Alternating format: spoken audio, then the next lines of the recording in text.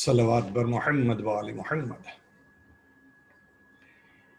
لا حول ولا قوة الا باللہ العلی العظیم. بسم اللہ الرحمن الرحیم. الحمد للہ رب العالمین وهو القادر المؤمن المہیمن العزیز الجبار الخالق البارئ المصور. الحمد للہ الذی ہدانا لہذا وما كنا لنهتدي لولا ان هدانا الله. لقد جاءت رسل ربنا بالحق. الصلاة والسلام على سید الانبیاء والمرسلین شفیع المذنبین خاتم النبیین رحمة للعالمین جد الحسن والحسین المصطفى الامجد المحمود الاحمد ابی القاسم المحمد. اللهم صل على محمد وعلى محمد. الصلاة والسلام على وآلہ الطیبین الطاہرین المعصومین المظلومین وَلَعْنَةُ اللَّهِ عَلَىٰ أَعْدَائِهِمْ أَجْمَعِينَ مِنْ يَوْمِنَا هَذَا إِلَىٰ يَوْمِ الدِّينِ. أَمَّا بَعْدُ فَقَدْ قَالَ اللَّهُ سُبْحَانَهُ تَبَارَكَ وَتَعَالَىٰ فِي الْكِتَابِ الْمَجِيدِ وَالْفُرْقَانِ الْحَمِيدِ وَقَوْلَهُ الْحَقِّ. بسم اللہ الرحمن الرحیم. ذکر فإن الذکرى تنفع المؤمنین. صلوات بر محمد و آل محمد وعجل فرجہم. عزیزان محترم،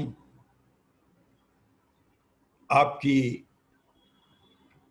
زحمتوں کا سلسلہ جاری ہے اور اللہ کے فضل و کرم سے آج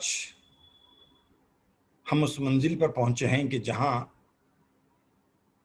ہمارے سلسلے کی کل آخری مجلس ہوگی انشاءاللہ.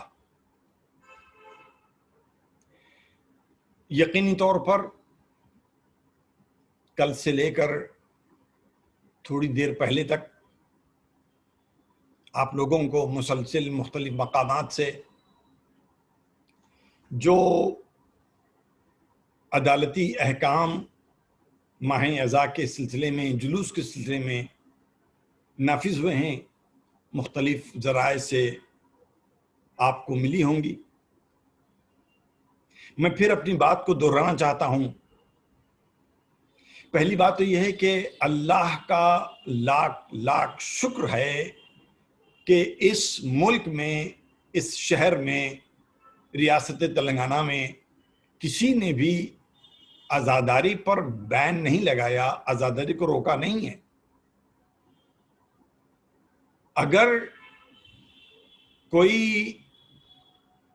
گائیڈ لائنز کے طور پر کچھ قوانین ہم تک اور آپ تک پہنچائے گئے ہیں تو یہ فقط اور فقط ہماری یا ان جنرل انسانیت کی بہتری کے لیے.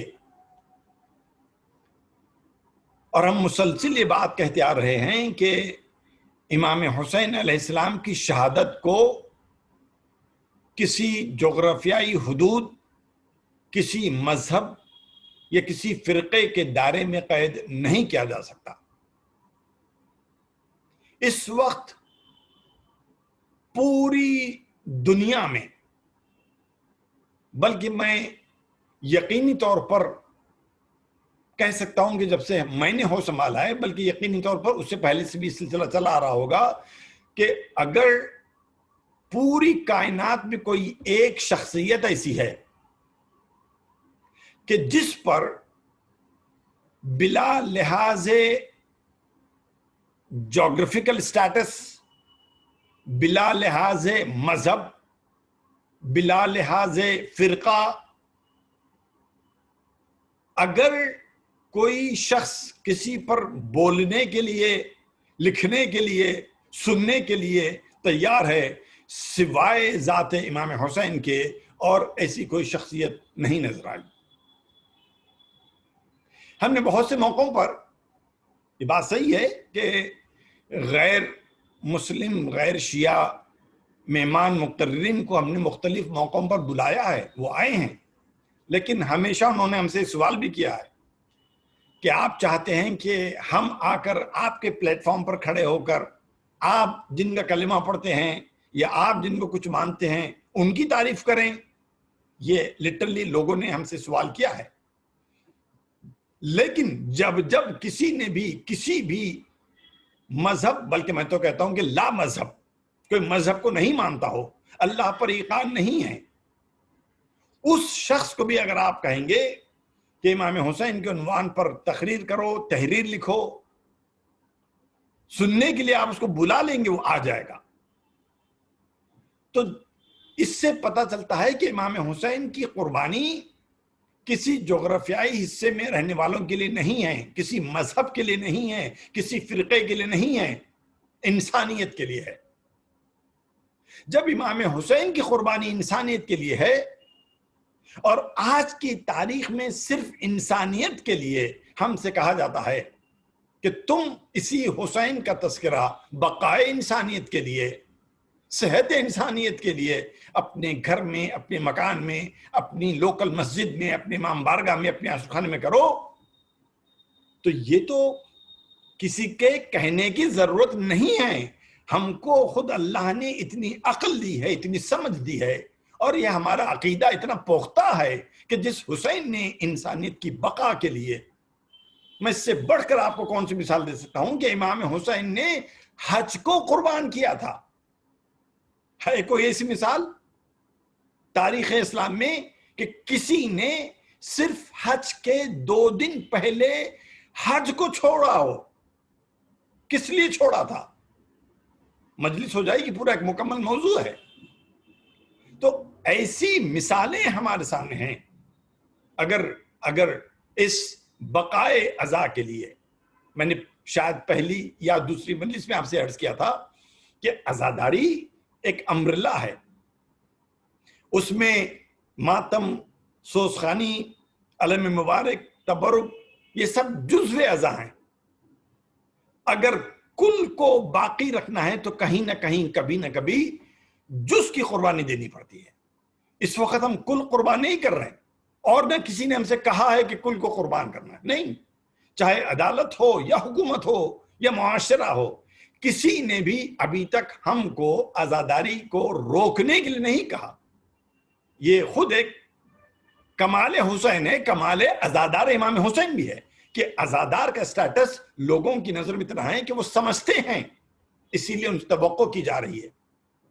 جیسے جیسے اور تھوڑے دن باقی ہیں، وقت قریب آتا جائے گا روز شہادت کے لیے، ہو سکتا ہے کہ ہمارا جیسا کوئی مولوی نوجوانوں کو پرووک کرے۔ اور یہ بات بھی یاد رکھیے، لیڈر وہ نہیں ہے جو اپنے دیوان خانے میں بیٹھ کر دوسروں کے لیے قوانین نافذ کرے۔ جتنے بھی اس طریقے کے مواقع ہم نے دیکھے ہیں، ہمیشہ جس کو رہبر سمجھا جاتا ہے وہ کمرے کے اندر ہوتا ہے، اور جذباتی تقاریر، ایموشنل الفاظ کا استعمال کرتے ہوئے نوجوانوں کو بہت ہی آسانی کے ساتھ عقیدے کی بنیاد پر پرووک کیا جاتا ہے۔ ہماری گزارش ہے نوجوانوں سے، عزاداران امام حسین سے، ماتمداران امام حسین سے، خواتین سے، یقیناً آپ مجلس عزا منعقد کریں اپنے مکان میں، اپنے گھر میں۔ بلکہ اگر آپ کا یہ عقیدہ ہے کہ جب کبھی جہاں کہیں مجلس امام حسین ہوتی ہے تو وہاں معصومین تشریف لاتے ہیں، تو اپنے گھر کو یہ موقع دیجئے کم از کم زندگی میں ایک مرتبہ کہ ہر شخص عاشور کے دن، شب عاشور، اپنے گھر میں مجلس کرے گا، اس عقیدے کی بنیاد پر کہ ہم معصومین کو اپنے گھر مہمان بلا رہے ہیں۔ شاید ہر سال میں باہر جا کر مجلس پڑھتا تھا، مجھے وہ شرف نہیں ملا کہ میں خود اپنے گھر میں بیٹھ کر ذکر امام حسین کروں، میں خود اپنے گھر میں بیٹھ کر عزاداری امام حسین کروں. لیکن اگر قدرت نے اس سال مجھے موقع دیا ہے تو میری اخلاقی ذمہ داری بن جاتی ہے، میری عقیدتاً ذمہ داری بن جاتی ہے کہ کم از کم شوکت مرزا ایک سال اپنے گھر کے اندر تم عزاداری کر کے تو دیکھو کہ عزاداری کا لطف کیا ہوتا ہے. ہماری گزارش ہے، ہم نے بار بار کیا ہے اور شاید کرتے رہنا پڑے گا، بلکہ میری آواز اس وقت 122 لوگوں تک جا رہی ہے. میں امید کروں گا کہ یہ 122 سننے والے وہ اپنے اپنے حلقوں میں 100 اور مزید 22 لوگوں تک پہنچائیں گے، تاکہ یہ پیغام، یہ میسیج، یہ جذبہ ایسا نہیں ہے کہ ہم خدا نخواستہ اپنے عقیدے میں کوئی کمزور نہیں، ہم چاہتے ہیں کہ یہ جذبہ دوسروں کو سمجھائیں. ہو سکتا ہے کہ سامنے والا آسانی سے نہیں سمجھے گا، مگر ہر سمجھدار انسان کی ذمہ داری بنتی ہے کہ وہ اپنے سامنے والے کو سمجھائیں، یہ میسج پہنچائیں، اور بار بار کہیں ان سے کہ بقائے عزا کے لیے اگر ایک سال چھوٹی سی قربانی دینی پڑتی ہے، میں تو اس کو قربانی بھی کاؤنٹ نہیں کر رہا ہوں، اس لیے کہ جو ماتم آپ باہر کرتے تھے وہ گھر میں کرنے کے لیے میں تو اصرار کر رہا ہوں. لگائیے زنجیر، لگائیے بلیڈ، کریے ماتم، گریا کریے امام حسین پر. کون روک رہا ہے؟ حکومت تو کہہ رہی ہے، عدالت کہہ رہی ہے، آپ کریے. ہم اس بات پر یقین نہیں رکھتے کہ ہمارا نذرانہ صرف سڑک پر ماتم کرنے سے قبول ہوتا ہے. نذرانے کا تعلق دل کی گہرائیوں سے ہے. انسان اگر اپنے جسم میں سینہ رکھتا ہے، سینے میں دل ہے، یقیناً اس کے جذبات جب ٹھیس پہنچتی ہے تو آنکھ کے آنسو بھی نکلتے ہیں، ہاتھ خود بخود سینے پر مار کر یا حسین بھی کہتا ہے. عزیزان گرامی، ہم نے مسلسل آپ کے سامنے کوشش کی ہے، پہلی محرم سے لے کر آج کی تاریخ تک، پہلی تقریر سے لے کر آج کی تقریر تک، کہ کم از کم ایک صفت، ایک ایٹریبیوٹ، ایک ویلیو امام حسین علیہ السلام کی ہم سنیں، سمجھیں، اور انشاءاللہ کوشش کریں کہ اس کو ہم ایڈاپٹ کریں. تبھی مقصد حسین، مقصد کربلا کامیاب سمجھا جائے گا، ورنہ عزاداری آتی رہے گی اور جاتی رہے گی. ہم 2 مہینے 8 دن ماتم کرتے رہیں گے، آنسو بہاتے رہیں گے. اگر 2 مہینے 8 دن گزرنے کے بعد میری فکر میں، میرے خیالات میں، میرے عمل میں کوئی تبدیلی نہیں آئی، یہ فلسفہ کربلا کے خلاف ہے، یہ امام حسین کے مقصد کے خلاف ہے. ہم کو سوچنا پڑے گا اتنی مصروفیت کے ساتھ جب میں یہ ایک عمل مسلسل پہلے دن سے کرتا آ رہا ہوں تو اس کا آبجیکٹو کیا ہے. کل کی تقریر کے بعد مجھے آپ کی بات نہیں کر رہا، میں میری بات کر رہا ہوں کہ شوکت مرزا جب تم نے 10 تقریریں امام حسین کے آبجیکٹیوز پر کی ہیں، ان کے ایٹریبیوٹس کو بتایا ہے، ان کے ویلیوز کو بتایا ہے، شوکت مرزا تم جواب دو کہ تم نے ان 10 ایٹریبیوٹس میں سے کس ویلیو کو کتنا پرسنٹیج اڈاپٹ کیا ہے. تم نے اگر کیا ہے، ایک قدم بھی تمہارا آگے بڑھا ہے، تو تمہاری یہ ذاکری، تمہاری یہ خطابت کامیاب ہے. اور اگر تم نے نہیں کیا ہے شوکت مرزا، تو تم نے فقط لوگوں کا وقت ضائع کیا ہے، الفاظ کی عیاشی کی ہے. عزیزان گرامی، ہم نے شہادت، جہاد، صبر، شکر، ایثار، انفاق، اتنے ساری باتیں کوشش کی آپ کے سامنے پیش کرنے کے لیے، تاریخ کربلا کی روشنی میں، قرآن مجید کی روشنی میں. قریب آج میں اپنے بیان کو اختتام کی منزل تک لے جانا چاہتا ہوں. ہو سکتا ہے کہ شاید کل کی تقریر میں مجھے صرف ایک کنکلوژن کے طور پر اپنی بات کو پیش کرنا ہوگا، اور لوگوں کا اصرار بھی ہے کہ شہادت امام حسین کو یا واقعہ کربلا کو اگر میں پیش کر سکتا ہوں تو انشاءاللہ کل کی مجلس میں پیش کیا جائے گا. آج کی مجلس کا میں نے عنوان رکھا ہے اتحاد.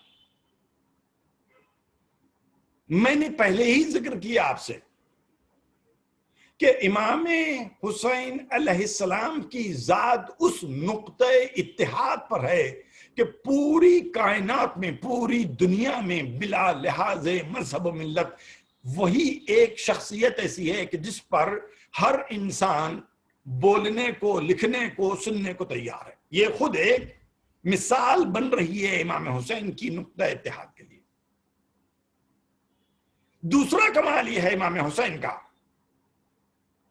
کہتے ہیں کہ جس وقت پیغمبر اسلام نے قولوا لا الہ الا اللہ تفلحوا کا نعرہ بلند کیا تھا، اس وقت عرب 40 قبائل میں بٹے ہوئے تھے.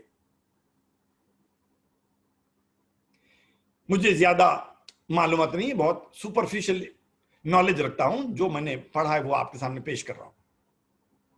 اور یہ کمال امام حسین ہے کہ کربلا کے میدان میں اگرچہ کہ امام حسین کے ساتھ صرف 72 انسان تھے، but this 72 were a representative of 40 tribes. کتنا بڑا کمال ہے. جو 50 سال پہلے تک 40 قبیلوں میں عرب بٹے ہوئے تھے، حسین نے ان کے اندر اتنی یکجہتی، اتنی یونٹی، اتنی یونیفارمٹی پیدا کر دی کہ ایون ایک چھوٹی سی جو پارٹی بنی ہے، لشکر تو کہنا بہت بڑا لفظ ہو جائے گا، کہ امام حسین کے ساتھ جو 72 ساتھی بنے تھے، اس کے اندر انہوں نے ہر قبیلے کی نمائندگی کو کھینچ لایا. یہ کمال حسین ہے. اب اسے طنز نہ سمجھے، مگر ایک جملہ کہہ کر آگے بڑھوں گا. امام حسین نے اغیار میں سے 40 کو جمع کر کے کربلا میں ایک دن میں پیش کر دیا. میں مسلمان تو کجا، مومن تو کجا، جو لوگ امام حسین کی عزاداری منعقد کرتے ہیں ان کو بھی ایک جگہ پر ہم جمع نہیں کر سکتے. ابھی آؤں گا موضوع پر. اسی لیے میں نے آیت پیش کیے. اللہ فرماتا ہے یا ایھا الذین آمنوا استجیبوا للہ ولرسولہ اذا دعاکم لما یحییکم. اے ایمان لانے والو، اگر تم سمجھتے ہو کہ تم زندہ ہو، عجیب گفتگو کر رہا آج، اگر تم اپنی زندگی کی دلیل دینا چاہتے ہو، تم بتانا چاہتے ہو کہ تم زندہ ہو، تو اللہ اور اس کے رسول کی آواز پر لبیک کہو. وہ تم کو جہاں جہاں بلائے تم کو لبیک کہنا پڑے گا. تم اگر لبیک کہو گے تو یہ تمہاری زندگی کی دلیل ہے. تو اب زندگی کے 2 کنسپٹس ہیں. ایک وہ جو ہمارے سامنے ہیں، ایک وہ کنسپٹ جو قرآن پیش کر رہا ہے. زندگی کا وہ نظریہ جو ہمارے سامنے ہے وہ یہ ہے کہ انسان کا دل دھڑکنا، نفس کا چلنا، کھانا پینا، اٹھنا بیٹھنا، سونا جاگنا، یہ علامات زندگی ہے. جس انسان کا دل دھڑک رہا ہو، نفس چل رہی ہو، کھاتا پیتا ہو، اٹھتا بیٹھتا ہو، سوتا اور جاگتا ہو، ہم کہتے ہیں وہ زندہ ہے. اور اگر کسی انسان کی دل کی دھڑکن بند ہو جائے، چلتی ہوئی نبض رک جائے، اٹھنے بیٹھنے کی صلاحیتیں ختم ہو جائیں، سونا اور جاگنا اس کے لیے برابر ہو جائے، تو یہ انسان ہماری نظر میں مردہ ہے. اللہ کہتا ہے کہ نہیں، زندگی دل کے دھڑکنے کا نام نہیں ہے، زندگی نفس کے چلنے کا نام نہیں ہے، زندگی کھانے اور پینے کا نام نہیں ہے. اگر تم یہ سمجھتے ہو کہ زندگی دل کی دھڑکنے کا نام ہے، دل تو جانور کا بھی دھڑکتا ہے، نفس تو جانور کی بھی چلتی ہے، کھاتا اور پیتا، سونا اور جاگتا تو جانور کے ساتھ بھی ہے. اگر تم یہ سارے ایٹریبیوٹس اپنی زندگی سے جوڑ لیتے ہو تو پھر سوچ کر بتاؤ کہ تم میں اور حیوان میں فرق کیا ہے. اس لیے اس نے کہا کہ جو اللہ اور رسول کی آواز پر لبیک کہے وہ زندہ ہے. چونکہ جانوروں میں صلاحیت نہیں ہے کہ وہ اللہ کی آواز پر لبیک کہے، پیغمبر اسلام کے بلانے پر دوڑ کر چلا جائے، اسی لیے اللہ نے دونوں کو الگ کیا ہے کہ بندہ خدا اگر تم سمجھتے ہو کہ تم زندہ ہو، علامت زندگی دل کا دھڑکنا نہیں ہے، علامت زندگی نفس کا چلنا نہیں ہے، علامت زندگی ہے، علامت حیات ہے کہ آواز رسول اور اللہ کی آواز پر لبیک کہی جائے۔ آپ سوچ کر بتائیے، کیا وتھ ڈیو ریسپیکٹ ٹو جو بھی ڈاکٹرز اس وقت بیٹھے، میں نے ڈاکٹر مخدوم کو دیکھا ہے، میں نے ڈاکٹر سجاد کو دیکھا ہے پارٹیسپینٹ لسٹ میں، اور ہو سکتا ہے کہ اور ڈاکٹرز موجود ہوں گے، ان کے سامنے ہاتھ جوڑتے ہوئے جملہ کہہ رہا ہوں، with due respect to any doctor جو آج سن رہا ہو یا آج کے بعد اس تقریر کو سن رہا ہو، کیا آپ اس MBBS ڈاکٹر کو ڈاکٹر کہیں گے جسے مریض کا صحیح علاج کرنا نہیں آتا ہو، جو کسی بیمار کی صحیح تشخیص نہیں کر سکتا ہو؟ کیا آپ اس انجینئر کو انجینئر کہیں گے جسے مکان کا نقشہ بنانا نہیں آتا ہو؟ کتنے دفعہ ہماری زندگی میں واقعات ہوئے ہوں گے کہ ہم ڈاکٹر سے الجھ جاتے ہیں، حالانکہ وہ قابل ہے، نالج رکھتا ہے، اسکل ہے، اپنا تجربہ ہے، دل و جان سے وہ محنت کر کے انسانی زندگی کو بچانے کی کوشش کرتا ہے، پھر بھی جب کیس بگڑ جاتا ہے تو ہم پلٹ کر اپنی جاہلیت کی بنیاد پر ڈاکٹر ہی سے سوال کرتے ہیں کہ ڈاکٹر ہے، یا دوسرا لفظ نہیں کہوں گا۔ کیوں؟ اس کا مطلب یہ ہوا کہ جب آپ نے کسی انسان پر ایک ٹیگ لگایا تھا، ایک ٹائٹل لگایا تھا، تو آپ کو امید تھی کہ آپ اس کو اس لیول پر دیکھیں گے۔ آپ نے سمجھا کہ ڈاکٹر ہے لہذا وہ ہماری بیماری کا علاج کرنے والا ہے، تشخیص کرنے والا ہے، یہ انجینئر ہے لہذا وہ ہمارے مکان کا نقشہ بنانے والا ہے۔ پلٹ کر کہوں گا، ڈاکٹر کے لیے کہتے ہو کہ وہ ڈاکٹر ہے کہ نہیں ہے، انجینئر کے لیے کہیں گے کہ اسے قوانین انجینئرنگ سے واقف ہے کہ نہیں ہے، مسلمان کسے کہیں گے؟ کیا اسے مسلمان کہیں گے جسے قرآن پڑھنا ہی نہ آتا ہو؟ کیسے اس شخص کو مسلمان کہیں گے جو تعلیمات اسلام سے آشنا ہی نہ ہو؟ کیسے اس بندے کو مومن کہیں گے جو اصول ایمان سے واقف ہی نہ ہو؟ امیٹیشن کا زمانہ ہے دنیا میں، اس وقت آرٹیفیشل پروڈکٹس کی بھرمار ہے، ہر ڈپلیکیٹ پروڈکٹ بنانے والے کی کوشش ہوتی ہے کہ اس کو اس طریقے سے بناؤں کہ دیکھنے والا پہچان نہ سکے کہ اصل کیا ہے، نقل کیا ہے۔ اور ہماری نظر دھوکہ کب کھاتی ہے؟ مثلا میں کوئی دوائی خریدنے گیا تھا،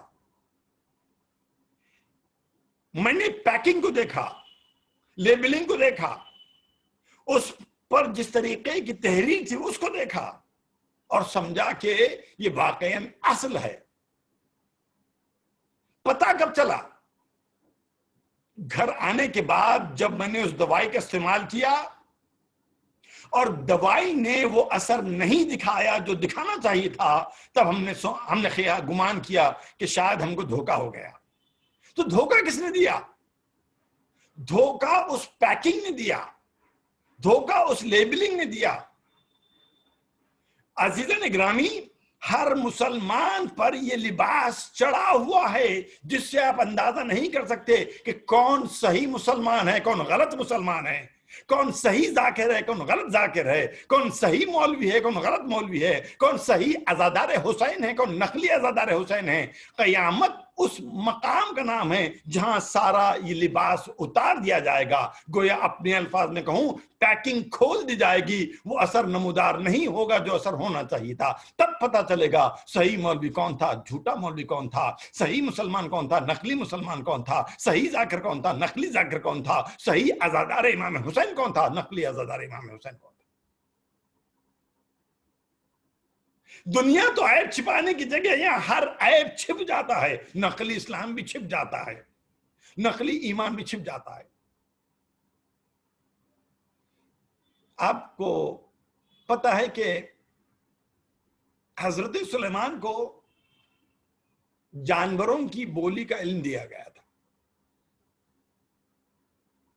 ایک روز ان کے دربار میں ایک پرندہ حاضر ہوا اور شکایت کی کہ اللہ کے نبی، فلاں شخص نے میری مادہ کا قتل کر دیا، میں چاہتا ہوں کہ آپ انصاف کریں۔ حکم ہوا کہ پرندہ جس شخص کی طرف اشارہ کر رہا تھا اسے دربار میں پیش کیا جائے۔ اب جو دربار میں جس صاحب کو لایا گیا، دوش پر ابا، سر پر امامہ، ہاتھ میں تسبیح، لبھائے مبارک میں کو جنبش، جسے محسوس ہو رہا ہے کہ ہر لمحہ ذکر الہی میں مصروف ہے۔ تو حضرت سلیمان نے اس شخص سے کہا کہ اس پرندے کا آپ پر الزام ہے کہ آپ نے اس کی مادہ کا قتل کیا ہے۔ کہ اللہ کے نبی، میں راستے سے گزر رہا تھا، دو پرندے آپس میں لڑ رہے تھے، میں نے اپنی چھڑی اٹھائی اور اسے مار دیا، اس کی وجہ سے ایک پرندہ مارا گیا۔ تو حضرت سلیمان نے پوچھا کہ اس کا مطلب یہ ہے کہ آپ نے اس پرندے کی مادہ کا قتل کیا ہے؟ انہوں نے تسبیح کو اٹھا کر کہا، اللہ کے نبی، آپ جانتے ہیں کہ اللہ نے اس والے پرندے کو انسانوں کے لیے حلال کیا ہے،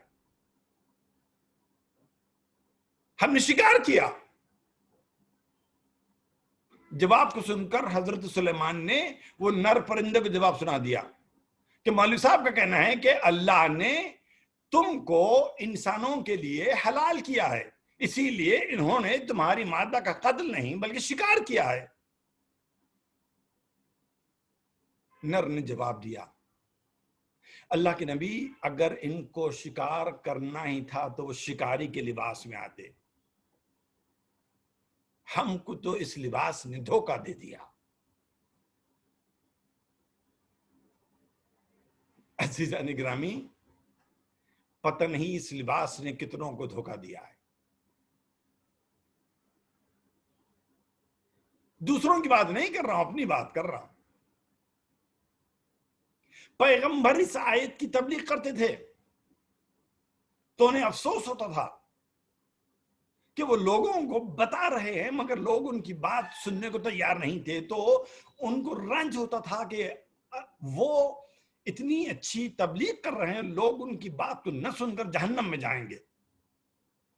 پیغمبر اسلام کے رنج و ملال کو دیکھ کر اللہ نے پیغمبر پر وحی کی، اے میرے حبیب، کیا آپ یہ سمجھتے ہیں کہ آپ ہر انسان کو مسلمان بنا دیں گے؟ ہرگز نہیں۔ کہ آپ اس کو مسلمان بنانا چاہتے ہیں جو اندھا ہے، بہرا ہے، گونگا ہے؟ تو کیا پیغمبر اسلام اندھوں میں تبلیغ کرتے تھے؟ کیا پیغمبر اسلام بہروں میں تبلیغ کرتے تھے؟ کیا پیغمبر اسلام گونگوں میں تبلیغ کرتے تھے؟ نہیں، وہ تو مکے میں کرتے تھے۔ سننے والے سن کر کہتے تھے کہ یہ قریب نہیں جانا ورنہ یہ جادو کریں گے۔ اگر وہ واقعاً اندھے ہوتے تو پیغمبر سے التجا کرتے کہ ہم کیا کریں، آپ اللہ سے دعا کریے کہ ہم کو آنکھ دے دے تاکہ ہم آپ کا شق القمر کا معجزہ دیکھ کر مسلمان ہو جائیں، مگر ہم تو آپ کو معجزہ دیکھتے ہی نہیں، دیکھ ہی نہیں سکتے۔ وہ تو آنکھ والے تھے، وہ تو کان والے تھے، وہ زبان والے تھے، تو پھر قرآن کیوں کہہ رہا ہے سمن بکمن عمیٌ ختم اللہ علی قلوبہم وعلی سمعہم وعلی ابصارہم، یہ گونگے ہیں، بہرے ہیں، اندھے ہیں، ان کے کانوں پر، ان کی آنکھوں پر، ان کی زبانوں پر پردے پڑے ہوئے ہیں۔ کیوں کہا قرآن نے؟ معلوم ہوا کانوں سے آواز کو سننا زندگی کی دلیل نہیں ہے۔ اگر ہمارے کانوں پر موسیقی کے پردے پڑے ہوئے ہیں جس سے ہمیں آواز حق سنے نہیں آتی ہے تو یہ مردہ ہونے کی دلیل ہے۔ اگر ہماری زبان قینچی کی طرح چلتی ہے تو یہ دنیاوی طبیب کی نظر میں زندگی کی دلیل ہو سکتی ہے، لیکن اگر زبان ہماری غیبت کا ذائقہ نہیں جانتی، جس کی مثال بھیڑی سے دی گئی ہے جو انسانوں کا گوشت کھاتا ہے، تو یہ مردہ ہونے کی دلیل ہے۔ عزیزان گرامی، قرآن کہتا ہے وَبَشِّرِ الصَّابِرِينَ الَّذِينَ، بشارت دے دیجئے ان لوگوں کو، کس کو؟ جو مجلس سن کر کہتے ہیں واہ کیا مجلس پڑھی، ایمان تازہ ہو گیا۔ کیا مجلس پڑھی کہ آج تک ایسی تقریر سننے کو نہیں آئی؟ نہیں، بشارت سن کر تعریف کرنے والوں کی نہیں ہے، بشارت سن کر عمل کرنے والوں کے لیے ہے۔ یہ تو ایک عجیب ماحول میں مجلس پڑھ رہا ہوں کہ آپ کی آواز تو مجھ تک پہنچتی ہی نہیں، میں تو ون وے ٹریفک کے طور پر پڑھتے جا رہا ہوں، لیکن اگر کوئی سامنے بیٹھ کر بھی مجلس پڑھ رہا ہے تو آپ کی تعریف قیامت تک جانے والی نہیں ہے۔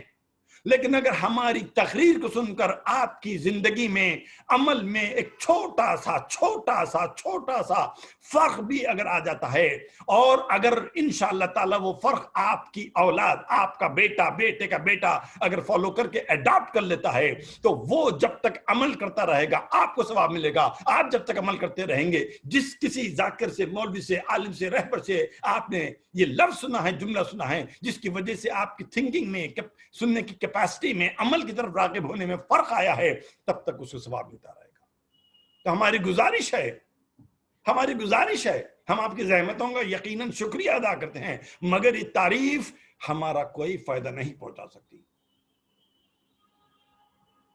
اگر واقعاً آپ چاہتے ہیں کہ اس ذکر کو اپریشیٹ کیا جائے، اپریسیشن کے لیے ایک ہی چیز ہے کہ آپ کی ہماری زندگی میں فرق آئے، چینج آئے، تبدیلی آئے۔ زندگی کا ایک مطلب یہ بھی ہے، اگر میں اپنے آپ کو زندہ کہتا ہوں تو زندگی کی علامت یہ ہے کہ اگر میرے جسم میں کوئی تکلیف ہو تو میرا جسم اس تکلیف کو محسوس کرے۔ توجہ چاہوں گا بچوں، اگر کوئی بچے سن رہے ہیں تو ان کو آسان مثال دیتا ہوں۔ ہم ناخن کاٹتے ہیں، کوئی تکلیف نہیں ہوتی، کیوں؟ ہم ناخن کو کہتے ہیں کہ ڈیڈ آرگن ہے، مردہ چیز ہے، کاٹیے آپ کو کوئی تکلیف نہیں ہوگی۔ لیکن اگر ناخن کاٹتے کاٹتے رتی برابر بھی اگر آپ کی بلیڈ، آپ کی قینچی، آپ کا نیل کٹر گوشت تک چلا جائے، کئی دن لگتے ہیں اس تکلیف کو دور کرنے کے لیے۔ یہ فرق ہے زندہ اور مردہ آرگن میں۔ تو زندگی کا لازمہ یہ ہے کہ اگر جسم میں تکلیف ہو تو پورے جسم کو اس درد کا احساس ہو، اور اگر احساس ہو گیا تو عقل کا لازمہ یہ ہے کہ اس تکلیف کا علاج کیا جائے۔ اگر خدا نخواستہ میری ایک انگلی میں کوئی تکلیف ہے اور میں کہوں کہ کوئی بات نہیں، کاٹتا ہے تو کاٹ دے، میرے پاس اور 9 انگلیاں باقی ہیں، تو ہوگا کیا؟ اس کا انفیکشن دوسری کو لگے گا، دوسری کا انفیکشن تیسرے کو لگے گا، ہو سکتا ہے کہ پورا ہاتھ کاٹنا پڑے گا۔ پھر جملے کو دہراتا ہوں، زندگی کا لازمہ یہ ہے کہ اگر جسم میں درد ہو تو درد کا احساس ہو۔ زندگی کا دوسرا لازمہ یہ ہے کہ جب تم کو درد کا احساس ہوگا تو تمہاری عقل کہتی ہے کہ اس کا علاج ہو۔ کوئی شخص اگر علاج نہیں کرے گا تو اس کی عقل کمزور ہے۔ کوئی شخص درد کو محسوس نہیں کر رہا ہے، اس کا مطلب وہ زندہ نہیں ہے۔ توجہ چاہوں گا، پیغمبر فرماتے ہیں پوری ملت اسلامیہ، پوری دنیا کے مسلمان ایک جسم کے برابر ہے۔ اگر اس پورے امت میں کسی بھی مسلمان کو کوئی تکلیف ہوتی ہے تو زندگی کا لازمہ یہ ہے کہ دنیا کے دوسرے حصے میں رہنے والے مسلمانوں کو وہ تکلیف محسوس ہو، چاہے وہ مسلمان امریکہ کے شہر میں رہتا ہو، افریقہ کے جنگل میں رہتا ہو، روس کے کسی گاؤں میں رہتا ہو۔ فرماتے ہیں من سمع منادیا یا المسلمین، اگر کسی نے کسی مسلمان کو پکارتے ہوئے سنا اور اس کی آواز پر لبیک نہیں کہی، فلیس بمسلم، مسلمان نہیں ہو سکتا۔ تو ایسی زندگی پا کر جہاں ہم اپنی آنکھوں سے دیکھ رہے ہیں کہ پوری دنیا میں کہیں نہ کہیں ہر روز صبح اور شام مسلمانوں پر ظلم ہوتا ہے، ہر وہ شخص جو لا الہ الا اللہ اور محمد رسول اللہ کہتا ہے، ہر وہ شخص جو اللہ کو مانتا ہے اور پیغمبر آخر الزمان پر ایمان رکھتا ہے، وہ شخص ہماری نظر میں مسلمان ہے۔ اور پیغمبر فرماتے ہیں کہ یہ تمہارا جسم ہے، اگر پوری دنیا میں کہیں پر بھی کسی بھی مسلمان پر کوئی ظلم ہوتا ہے، تکلیف ہوتی ہے، تمہارے اندر تکلیف کا احساس نہیں ہے، تم لاکھ اپنی زندگی کے گن گاؤ، آیت قرآن پڑھ کر کہے گی کہ تم مردہ ہو، پیغمبر کی حدیث پڑھ کر کہے گی کہ تم مردہ ہو۔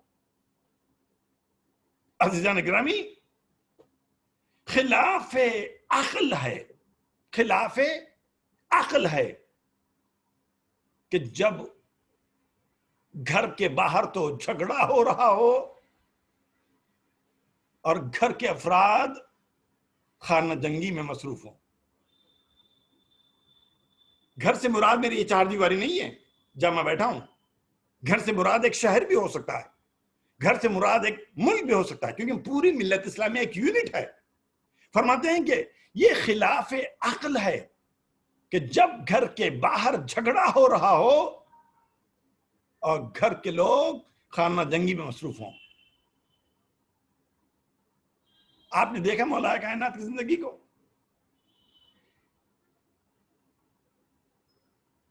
جس وقت مولا کو مسجد سے الگ کیا گیا،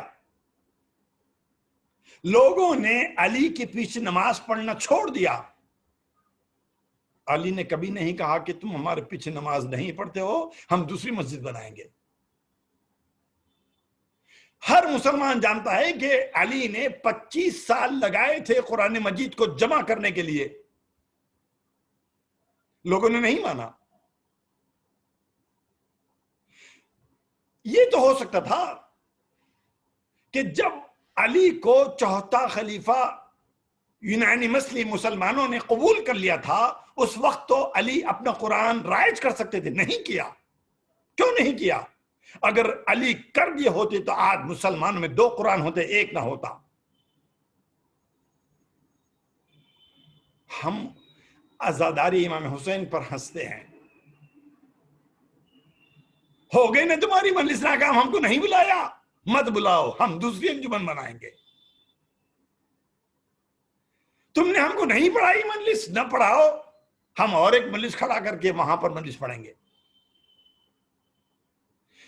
کتنی مجلسیں ایسی ہیں جو صرف ایک مجلس کے خلاف مجلس کھڑائی گئی ہے، مگر علی نے کبھی بھی مسجد کے خلاف مسجد نہیں کھڑا کی۔ علی نے کبھی بھی قرآن مجید کے خلاف کوئی دوسرا قرآن نہیں پیش کیا۔ عزیزان گرامی، میں اور کیا عرض کروں؟ ہم برادران اہل سنت پر اعتراض کرتے ہیں، سوال اٹھاتے ہیں کہ وہاں پر 4 فقہ ہیں، حنفی، شافعی، حنبلی، مالکی، 4 اسکول آف تھاٹس ہونے کے باوجود چاروں فرقے کے مسلمان ایک دوسرے کی مسجد میں نماز پڑھتے ہیں۔ ہمیں فخر ہے کہ ہماری ایک فقہ ہے، فقہ جعفریہ، اس کے باوجود ہم اتنے حصوں میں بٹے ہوئے ہیں کہ ایک تھاٹ رکھنے والا دوسرے تھاٹ کی مسجد میں جا کر نماز نہیں پڑھتا ہے۔ علی نے اپنا حق کیوں نہیں مانگا؟ کیا علی کی بازو شل ہو گئے تھے؟ پیغمبر انتقال کے بعد کیا علی کی طاقت ختم ہو گئی تھی؟ ذوالفقار کند ہو گئی تھی؟ نہیں، اگر ایسا ہوتا، صفین، نہروان، جمل، چھوٹی چھوٹی لڑائیاں جتنی بھی ہوئی ہیں 35 ہجری سے لے کر 40 ہجری تک، ہم نے دیکھا ہے علی کی شجاعت کو۔ ہاں، یقیناً پیغمبر اسلام کا انتقال مولا کائنات کے لیے عظیم ترین صدمہ تھا۔ شہزادی کونین کی شہادت، آنکھوں کے سامنے جلتا ہوا دروازہ گرنا، شریک حیات کی پسلیوں کا توڑا جانا، حضرت مسلم کی شہادت مولا کائنات کے لیے عظیم ترین صدمے تھے، عظیم ترین۔ اس کے باوجود لیکن علی نے اپنا حق نہیں مانگا۔ حق نہ مانگنا پھر بھی چھوٹی بات تھی، جنگ قادسیہ چھڑی ہوئی ہے، مسلمانوں کو شکست پر شکست ہو رہی ہے. ہر روز خبر آتی ہے کہ اتنے مسلمان مارے گئے، اتنے مسلمان مارے گئے. جو حاکم وقت تھا اس نے آ کر مولا کائنات سے مشورہ کیا، یا علی لشکر اسلام کو شکست پر شکست ہوتی جا رہی ہے، کیا آپ سمجھتے ہیں کہ میں خود میدان میں چلے جاؤں تاکہ جو لشکر باقی ہے، جو مسلمان باقی ہیں، ان کے اندر ایک ہمت پیدا ہوگی، ایک انکریجمنٹ ہوگا کہ ہمارا حاکم، ہمارا خلیفہ خود ہمارے ساتھ ہے. علی نے کہا نہیں،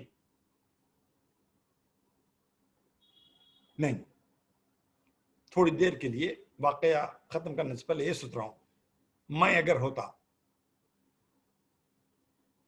میں کیا کرتا؟ تم نے ہم کو خلیفہ نہیں مانا، تم نے ہم کو حاکم نہیں مانا، اور آج جب مشکل میں پڑے ہو تو ہم سے آئے مشورہ کرنے کے لیے. Go to hell. اور اگر مشورہ دے دیتا، ہاں بالکل جائیے، آپ جانا چاہیے آپ کو میدان میں، اور ساتھ والوں کے مشورہ دیتا کہ دیکھو جب یہ جائیں میدان میں صفے اول میں بھیج دینا، تاکہ یہ کٹیں گے تو خود بخود ہمارا نمبر آ ہی جائے گا. علی مشورہ دے سکتے تھے، مگر مشورہ دینے والے کا سب سے پہلا حق یہ بنتا ہے کہ دشمن بھی اگر تم سے کوئی مشورہ مانگے تو ایمانداری کے ساتھ ایسی بات بتاؤ کہ جو اس کے لیے مفید ہو. اگر علی مشورہ دے دیتے، مشورہ تو دے دیتے، دامن عصمت تار تار ہو جاتا. علی نے کہا کہ نہیں، آپ مدینے میں رہیں گے تاکہ دشمن یہ سمجھتا رہے گا کہ مرکز مضبوط ہے، لاکھ مسلمان کی شہادت ہو جائے، ان کو یقین ہے کہ چونکہ حاکم ابھی مدینے میں بیٹھا ہوا ہے، ایک صف کو اگر شکست ہوتی ہے تو دوسری صف آنے کو تیار ہے، ایک بٹالین اگر ختم ہوتی ہے تو دوسرا لشکر آنے کو تیار ہے. لوگ کہتے ہیں، ہم سے پوچھتے ہیں، بھئی آپ ملنساری کی بات کرتے ہیں، اتحاد کی بات کرتے ہیں، کیسے ملیں گے؟ ان کا نظریہ الگ ہے، ہمارا نظریہ الگ ہے، ان کا مذہب الگ ہے، ہمارا مذہب الگ ہے، ان کا فرقہ الگ ہے، ہمارا فرقہ الگ ہے، یہ سب کیسے مل سکتے ہیں؟ یہ ہاتھ تو دیکھیے، یہ ہاتھ میں 5 انگلیاں ہیں، ایک چھوٹی ہے، ایک بڑی ہے، ایک ٹیڑھا ہے. 5 انگلیاں، 5 شکلیں، 5 کام، 5 صورتیں.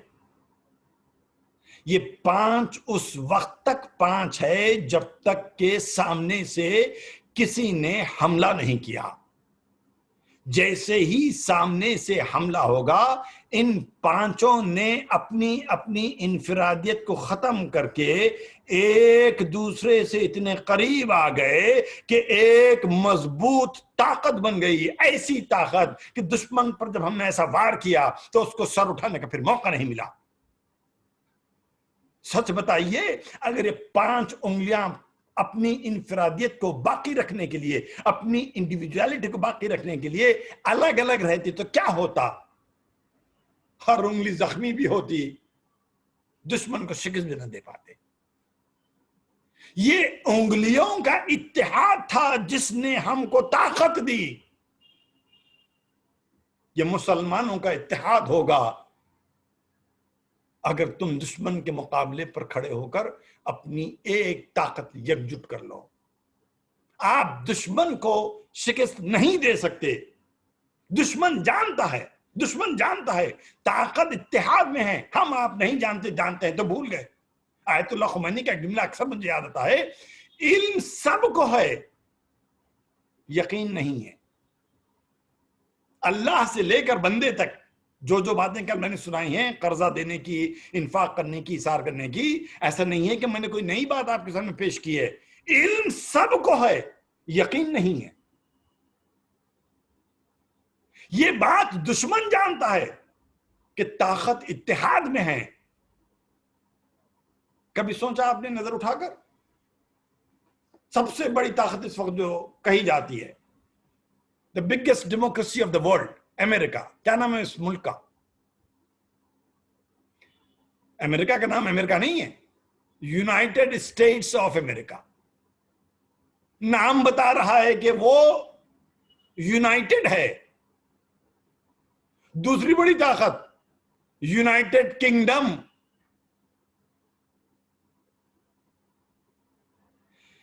اتنے سال الگ ہونے کے بعد جرمنی نے ریئلائز کر لیا کہ یہ دیوار ایسٹ اور ویسٹ جرمنی کے بیچ میں نہیں ہونی چاہیے.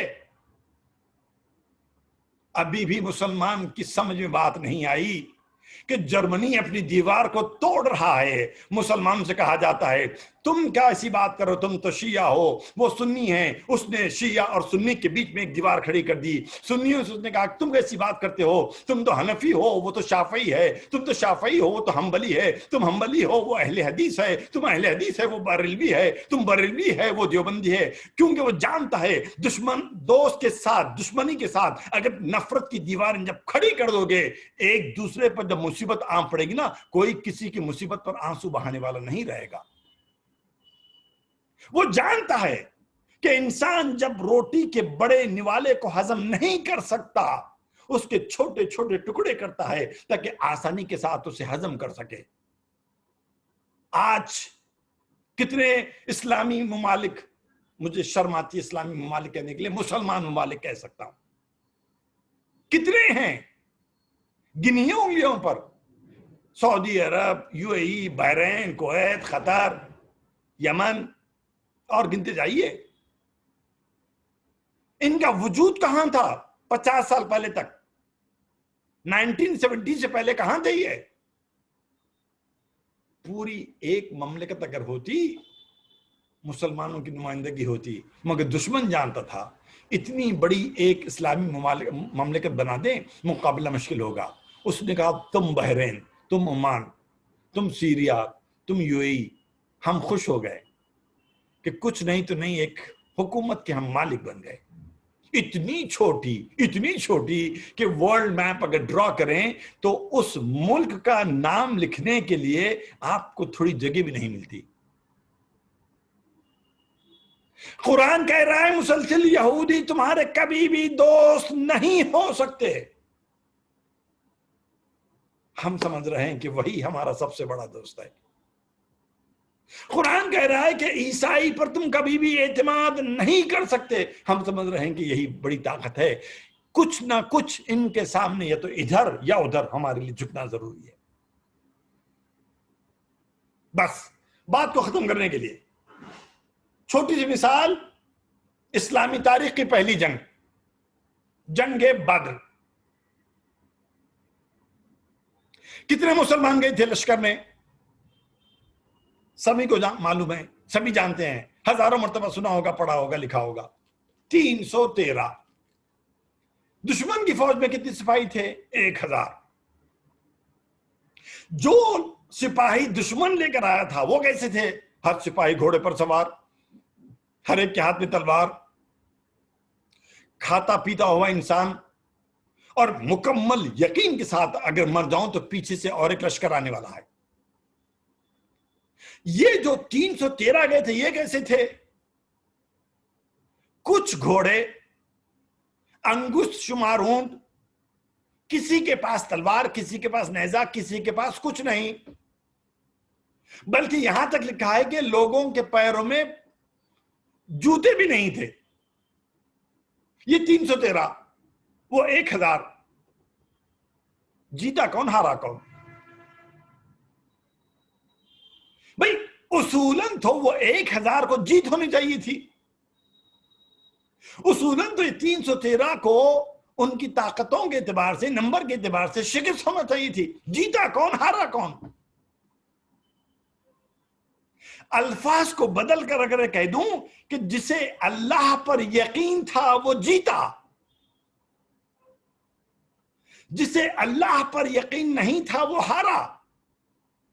قرآن کہتا ہے لن تجد لسنت اللہ تبدیلا, اللہ کی سنت تبدیل نہیں ہوتی. اگر اس نے کل مختصر سی جماعت کو ایک بڑی جماعت کے مقابلے میں کامیابی دی تھی تو آج بھی ایسے ہو سکتا ہے کہ مسلمان تعداد میں چاہے کتنے ہی کم کیوں نہ ہو, دشمن کی فوج چاہے کتنی ہی پوری کائنات پر محیط ہو جائے, قرآن جب کہہ رہا ہے کہ لن تجد لسنت اللہ تبدیلا, کہ اللہ کی سنت میں تبدیلی نہیں آتی, تو مسلمان کو افسوس نہیں کرنا چاہیے بلکہ انہیں یقین کرنا چاہیے چاہیے کہ جنگ کو جیتنے کے لیے ہمیں تلوار نہیں چاہیے، ہمیں نیزہ نہیں چاہیے، ہمیں بندوق نہیں چاہیے، ہمیں بم نہیں چاہیے، ہمیں AK-47 نہیں چاہیے۔ جنگ جیتنے کے لیے مسلمان کے سینے میں ایک ایسا ایمان چاہیے جو ہر کافر کا دل چیرتا ہوا نکل جائے۔ تبھی تو کہا تھا نا، کافر ہو تو شمشیر پہ کرتا ہے بھروسہ، مومن ہو تو بے تیغ بھی لڑتا ہے سپاہی۔ شیر نامکمل رہ جاتا، بغیر دلیل کے رہ جاتا، اگر کربلا میں علی اصغر کی شہادت نہ ہوتی۔ ہر سپاہی نے اپنے ساتھ جو ہتھیار لایا تھا ہر قسم کا وار کیا، جس میں انسانی کو زیادہ سے زیادہ زخم پہنچانے کے لیے۔ جو ہتھیار کربلا کے میدان میں علی اصغر لے کر آئے تھے، نہ آج تک ایسا ہتھیار کسی نے بنایا اور نہ کسی نے استعمال کیا۔ 6 مہینے کے حسین کے صاحبزادے، جب امام نے دیکھا کہ قاسم زندگی میں پامال ہو چکے اور محمد کی لاشیں آ چکے، جوان بیٹے کے سینے پر نیزہ لگ چکا، عباس کے بازو کٹ چکے، ایک آواز دی، حل من ناصر ینصرنا، ہے کوئی جو حسین کی مدد کرے۔ اس آواز کے ساتھ ہی خیمے سے ایک رونے کی آواز آئی۔ امام قیام کے اندر تشریف لائے، پوچھا ابھی تو میں زندہ ہوں، رونے کی وجہ کیا ہے؟ جناب زینب نے بتایا کہ جیسے ہی آپ نے آواز بلند کی، علی اصغر نے اپنے آپ کو جھولے سے گرا دیا۔ حسین نے بچے کو اٹھایا۔ عزیزان گرامی، تقریباً تیسری تقریر سے لے کر کل کی مجلس تک میں نے آپ کے سامنے روزانہ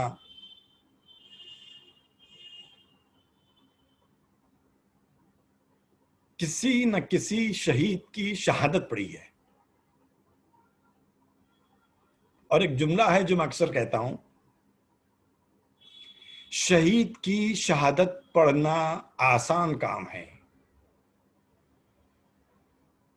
غریب کی غربت کو بیان کرنا مشکل کام ہے۔ شہادت علی اصغر کے اندر جو غربت حسین چھپی ہوئی ہے، اللہ آپ کے بچوں کو سلامت رکھے۔ جو لوگ ہندوستان کی جغرافی سے واقف ہیں، انہیں بتاؤں کہ نارتھن انڈیا میں 2 شہر ہیں، لکھنؤ اور کانپور۔ ٹرین سے اگر سفر کر رہے ہیں تو شاید 2-2.5 گھنٹے کا راستہ ہوگا۔ ایام ازا کی تاریخیں تھیں، مولانا لکھنؤ سے کانپور مجلس پڑھنے کے لیے جا رہے تھے، اتفاق سے اسی ٹرین میں ان کے ایک ہندو دوست سفر کر رہے تھے جو اپنے دوستوں کے ساتھ تھا۔ جسے ہی ٹرین لکھنؤ اسٹیشن سے شروع ہوئی، وہ ہندو دوست کو خیال آیا کہ لکھنؤ کی عزاداری مشہور ہے، ایام ازا ہیں، اور مولانا تو اکیلے بیٹھے ہیں، کیوں نہیں ان کو اگر ہم دعوت دے کر اپنے ساتھ بٹھائیں اور ان سے واقعہ کربلا سنیں، کچھ معلومات بھی ہوں گی۔ وقت بھی گزر جائے گا۔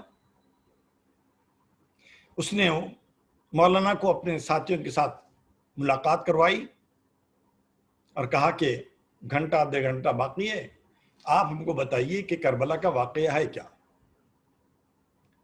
اب وہ تذبذب کا شکار ہوئے کہ میں 1 گھنٹے کے اندر کہاں سے شروع کروں اور کہاں سے ختم کروں۔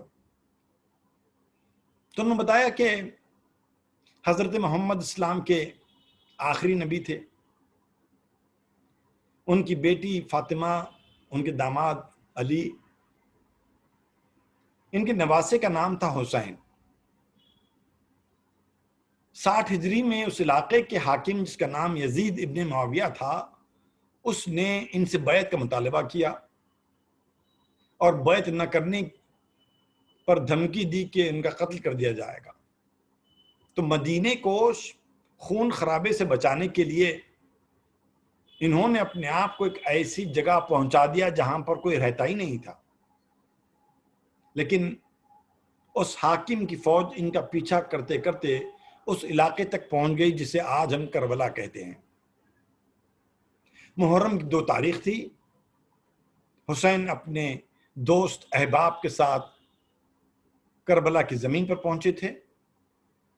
4 تاریخ کو حکم آیا کہ خیمے دریا سے ہٹائے جائیں۔ 7 محرم سے پانی بند کر دیا گیا۔ تو حسین کے دوست، حسین کے گھر کے افراد سب پیاسے ہو گئے، یہاں تک کہ 10 محرم کی صبح آئی۔ مقابلے پر 30,000 کا لشکر تھا، حسین کے ساتھ 72 آدمی تھے۔ ایک کے بعد ایک حسین نے اجازت دی، دوست احباب رشتہ دار کی باری آئی تو ان کے بہن کے بچے، ان کے بھائی کے بچے، خود ان کے بھائی، خود ان کا بیٹا، سارے لوگ ایک کے بعد ایک شہید کر دیے گئے۔ اب جب حسین کے پاس کوئی ساتھی باقی نہیں رہا تو انہوں نے میدان کربلا میں ایک آواز دی، ہے کوئی جو میری مدد کرے۔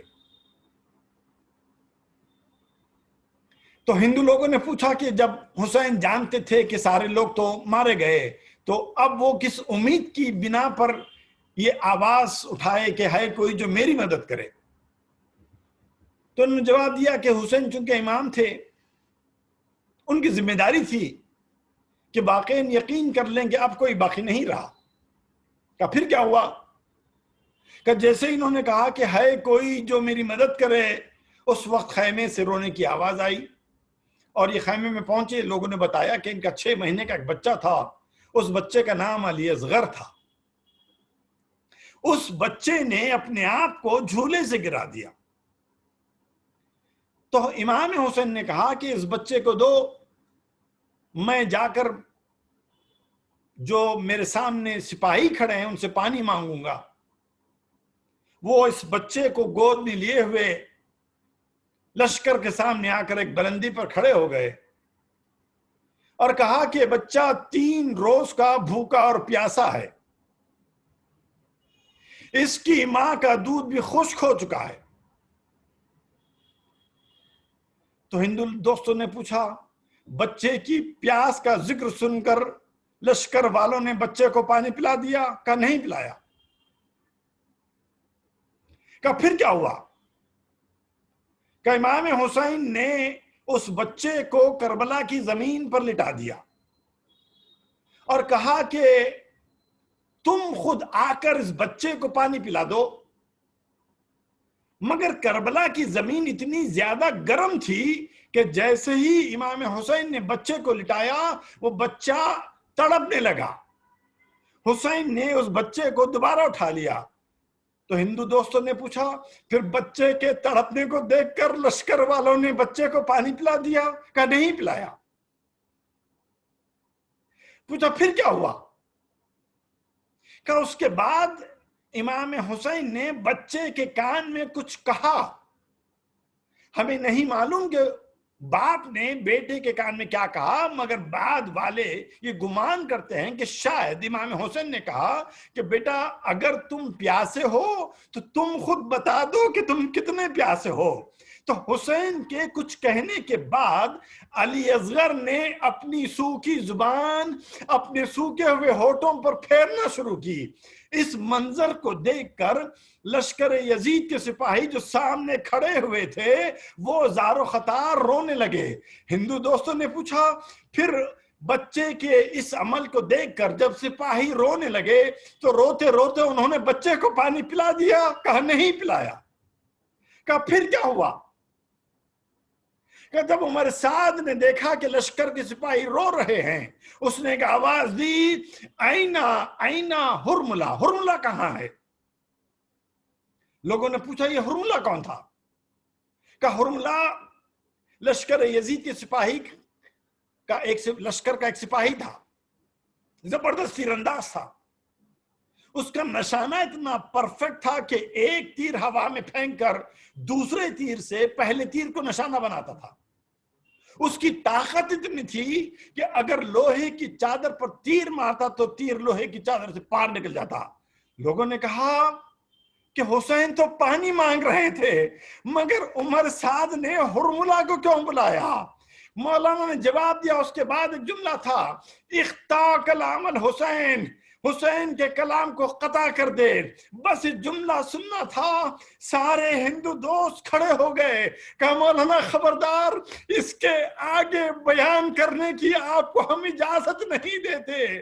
ہاتھوں کو جوڑ کر کہوں گا، اے انسانوں تم ہندو تھے، 1400 سال کے بعد فقط تم نے سنا کہ حسین کے 6 مہینے کے بچے کے گلے پر تیر لگا تو تم نے سننا برداشت نہیں کیا۔ اس حسین نے کیسے برداشت کیا ہوگا؟ ہاتھوں پر 6 مہینے کا بچہ، ہرملہ کا تیر سنسناتا ہوا علی اصغر کے گلے سے گزرتا ہوا حسین کے بازو میں پیوست ہو گیا۔ بچہ حسین کے ہاتھوں پر منقلب ہو گیا۔ حسین اس بچے کو لیے ہوئے خیمگاہ کی طرف گئے۔ کبھی آگے بڑھتے ہیں، خیال یہ آتا ہے کہ ماں سے وعدہ کر کے چلا تھا کہ بچے کو پانی پلا کر لاؤں گا، بچہ تو تیر کھا کر واپس ہو رہا ہے، لوٹ کر واپس آ جاتے۔ پھر خیال آتا کہ کم از کم ماں آخر دیدار تو کر لے۔ کبھی آگے جاتے ہیں، کہتے ہیں انا للہ و انا الیہ راجعون، کبھی لوٹ کر واپس آتے کہتے رضن بقضائہ و تسلیما لامرہ۔ ایک مرتبہ حسین قیام اہل بیت میں داخل ہوئے، کہتے ہیں کہ سب سے پہلے حسین کو دیکھ کر سکینہ دوڑتی ہوئی آئی، کہا بابا علی اصغر کو پانی پلا دیا۔ سکینہ پیاسی رہ گئی، حسین نے ابا کا دامن ہٹایا، سکینہ نے دیکھا 6 مہینے کا بچہ، گلے میں تیر، من کا ڈھلا ہوا۔ ماں فریاد کرنے لگی، واہ مصیبتا، واہ محمدہ، واہ غربتہ کی صدائے۔ وَسَيَعْلَمُ الَّذِينَ ظَلَمُوا أَيَّ مُنقَلَبٍ يَنقَلِبُونَ أَلَا لَعْنَةُ اللَّهِ عَلَى الظَّالِمِينَ۔ ماتم حسین۔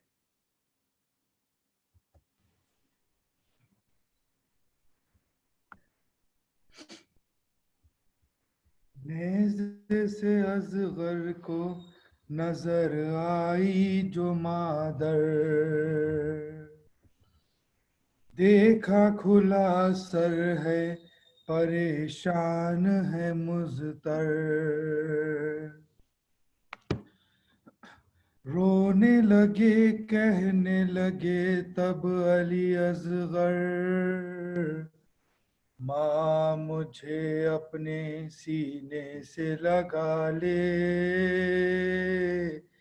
ماں مجھے اپنی گودی میں چھپا لے، ماں میں نیزے پہ ہوں، ماں میں نیزے پہ ہوں، ماں مجھے اپنی سینے سے لگا لے، ماں مجھے اپنی گودی میں چھپا لے، ماں میں نیزے پہ ہوں، میں نیزے پہ ہوں، اماں بہت دن ہوئے جھولے میں نہ سویا، ماں تیری عزت کی قسم پھر بھی نہ رویا، اب تجھے دیکھا تو میرا لب ہوا گویا آج بندے ہاتھوں کو جھولا سا بنا لے سینے سے لگا لے ماں میں نیزے پہ ہوں ماں میں نیزے پہ ہوں ماں مجھے اپنے سینے سے لگا لے ماں مجھے اپنی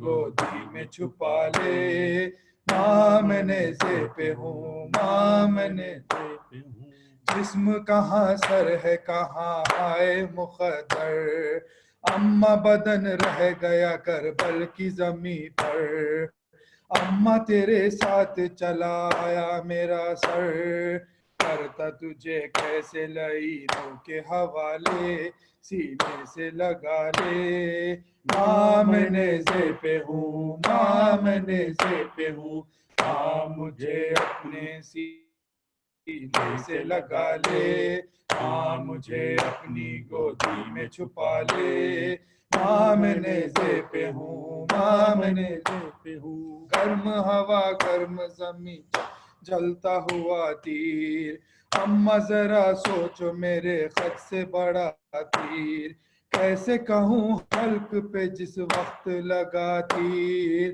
ہو گئے بے ہوش مجھے دیکھنے والے سینے سے لگا لے ماں میں نیزے پہ ہوں ماں میں نیزے پہ ہوں ماں مجھے اپنے سینے سے لگا لے ماں مجھے اپنی گودی میں چھپا لے ماں میں نیزے پہ ہوں ماں میں نیزے پہ ہوں دھوپ میں تو نے نہ کبھی گھر سے نکالا اما بڑے پیار سے تو نے مجھے پالا آج نہیں کوئی مجھے دیکھنے والا تو ہی مجھے دھوپ سے شدت سے بچا لے سینے سے لگا لے ماں میں نیزے پہ ہوں ماں میں نیزے پہ ہوں ماں مجھے اپنے سینے سے لگا لے ماں مجھے اپنی گودی میں چھپا لے ماں میں نیزے پہ ہوں ماں میں نیزے پہ ہوں اما بہت دن ہوئے جھولے میں نہ سویا